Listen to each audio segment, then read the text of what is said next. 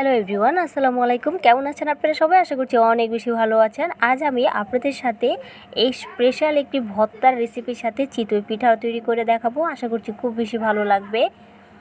তো চিতই পিঠা তৈরি করার জন্য সর্বপ্রথম আগে আমরা ব্যাটারটি তৈরি করে নিব। এর জন্য নিয়ে নিচ্ছি একটু মিক্সিং বলে 1 কাপের মতো চালের গুঁড়ো, লবণ দিয়ে দিচ্ছি। এখন শুকনো জিনিসগুলোকে একটু মিক্স করে নিচ্ছি। এখন মাঝখানে একটু গর্ত করে নিচ্ছি। তারপরে এখানে আমি পানি অ্যাড করছি। পানিটা অবশ্যই কুসুম গরম হতে হবে। অল্প অল্প করে পানি দিতে হবে, একসঙ্গে সম্পূর্ণ পানি ঢালা যাবে না। যেহেতু এটা শুকনো চালের গুঁড়ো, পানিটা আপনাদের কম বেশি লাগতে পারে। তো এইভাবে আমি অল্প অল্প করে পানি দিচ্ছি, দেখতেই পাচ্ছেন। দিয়ে হাত দিয়ে খুব ভালো করে এগুলোকে মিক্স করে নিচ্ছি।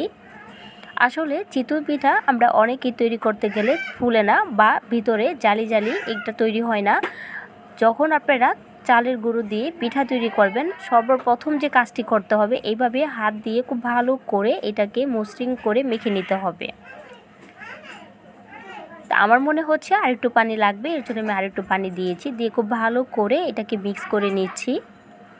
এটাকে 2 থেকে 3 মিনিটের মতো এইভাবে মিক্স করে নিয়েছি। এখন এটাকে আমি 20 মিনিটের জন্য রেস্টে রেখে দেব। এদিকে যে আমি স্পেশাল ভর্তাটা তৈরি করব, এটার কিছু টিপস আমি আপনাদেরকে দেখিয়ে দিচ্ছি কী কী লাগছে। এখানে আমি কিছু রসুন নিয়েছি, কিছু পেঁয়াজ, আর স্পেশাল যেটা সেটা হচ্ছে লেবু পাতা। আর এখানে আমি 3 পিস নিয়েছি চাপা শুটকি। এগুলোকে খুব ভালো করে ওয়াশ করে নিয়েছি।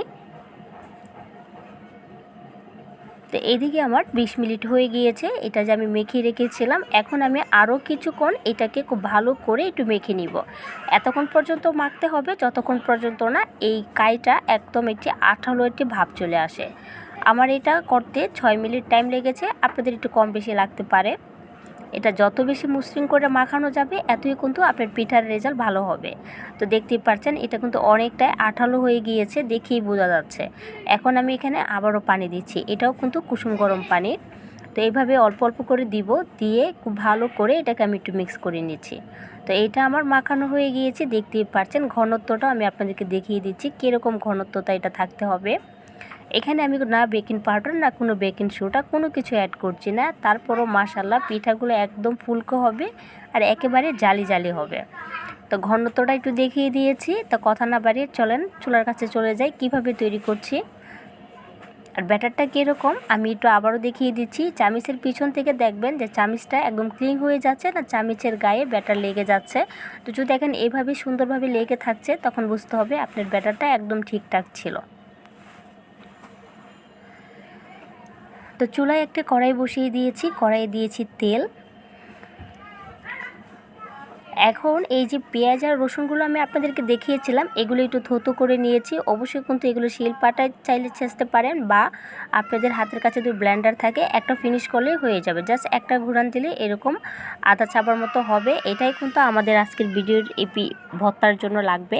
তো তেলের ভিতরে এই মিশ্রণটা দিয়ে দিয়েছি, দিয়ে খুব ভালো করে অনবরত নেড়ে ছেড়ে এটাকে একটু ভাজা ভাজা করে নিতে হবে। তো আমি 2 মিনিট ভাজা ভাজা করেছি। এখন আমি সেই সিঁদুরগুলো দিয়ে দিচ্ছি।